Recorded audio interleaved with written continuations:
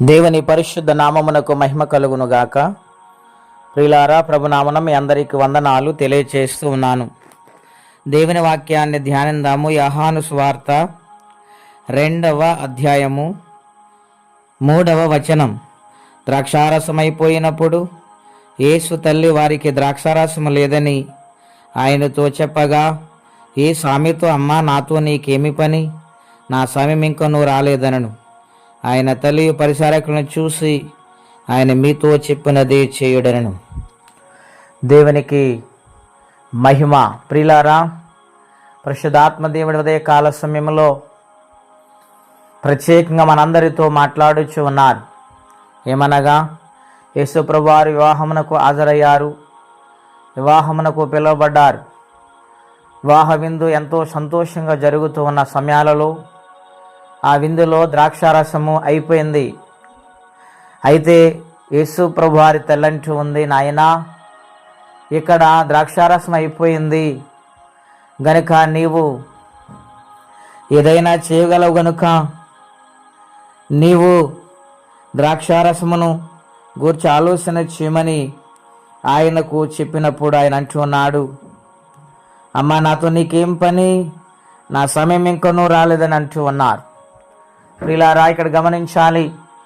దేవుడు ఒక కార్యము చేయాలంటే సమయం అవసరమైనది. ప్రతిదానికి సమయం ఉన్నది. అవును ప్రియులారా, కూర్చుండుటకు, లేచుటకు, నడుచుటకు, పడుకునుటకు, తినుటకు, పని చేయుటకు ఎన్నో విధాలుగా సమయం ఉన్నది ప్రియులారా.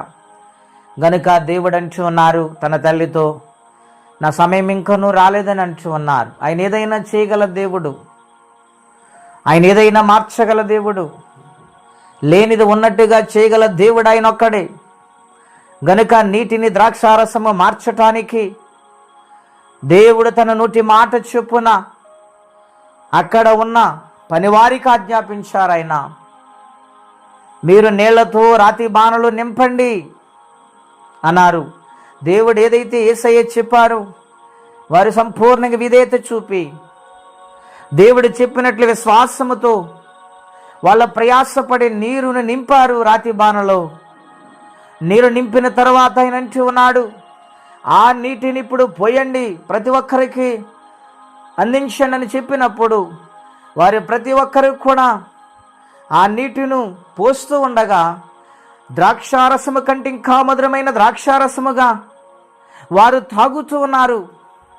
వారు స్వీకరిస్తూ ఉండగా ఆ ఇందు యజమానుని దగ్గరకు వచ్చి అంటున్నారు, ఎవరైనా ముందు జబ్బు తెచ్చి తర్వాత మంచిది పోస్తారు, నీవైతే మంచిది పోసి కడనే ఇంకా మంచిది పోస్తూ ఉన్నావు అని ఎంతో సంతోషంతో అక్కడ సాక్ష్యం ఇచ్చారు. యేసుప్రభువారు మొట్టమొదటిగా సూచక క్రియ, ఆశ్చర్య క్రియ కానాను విందులు ఆయన చేశారు.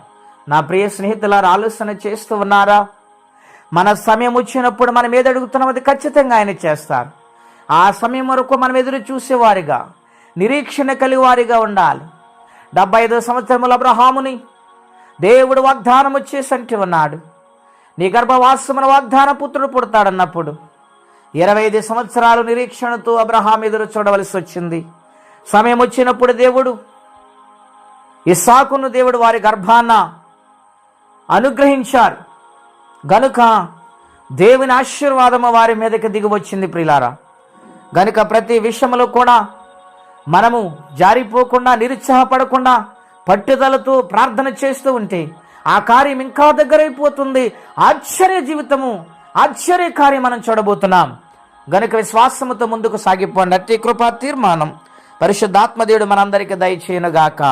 ప్రార్థన. పరిశుద్ధుడైన మా తండ్రి, ఘనమైన మీ నామం కొరకై వందనాలు. నాయన ఉదయకాలం మాతో మాట్లాడుతూ ఉన్నారు ప్రభా. తల్లి, నాయనా, నీ ఒక్కసారి జ్ఞాపకము చేసుకున్నప్పుడు అమ్మా అని పిలిచి ప్రేమతో ప్రభు గద్దించావు.